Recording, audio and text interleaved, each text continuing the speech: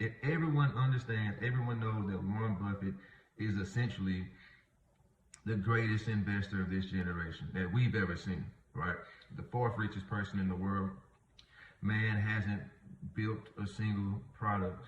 He hasn't invented anything. All he's done is understand that if you buy dollar bills for 50 cents, essentially, and you hold over the long term and let the compounding effect do what it's supposed to do, you will become wealthy or generate wealth over time, right? He learned how to play the game, and that's what we have to do as investors. We have to understand how money works.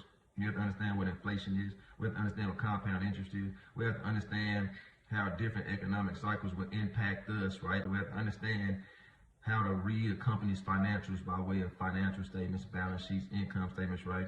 And we have to learn how to do that research in order to get those Warren Buffett style returns, right? It's crazy because people don't understand that Warren Buffett takes a long-term approach, right?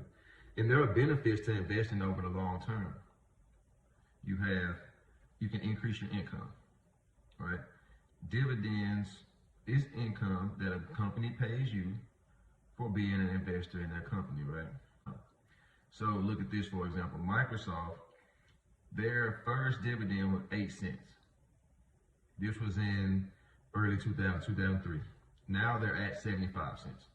Exxon is another one. At the lowest, their dividend was 2 cents. They started paying a dividend in the 90s. They still pay one a day, of course. Where it's at right now is 95 cents. Altria, another dividend payer who's been paying for a long time since the 90s, their lowest was 40 cents. Right now it's 94 cents.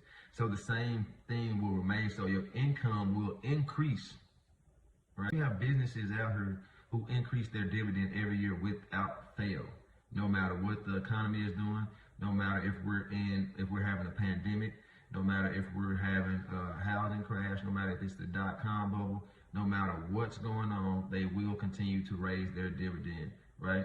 And these are what's known as the dividend kings, right? These are the dividend champions. These are the dividend contenders and the challengers. This is the dividend hierarchy of dividend payers that have increased their dividend from all the way from 10 years up to 50 years and beyond. That is a steady increase of income.